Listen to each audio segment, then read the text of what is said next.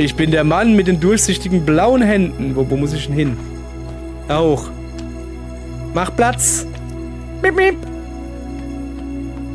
So, jetzt hier. Also, ich kann Wasser in Wein verwandeln, indem ich zuerst rechte Maustaste drücke. Halte. Also, ich habe da jetzt Zauber reingeschmissen und dann die linke Maustaste. Okay, jetzt kriegt der Wein leuchtende Pickel.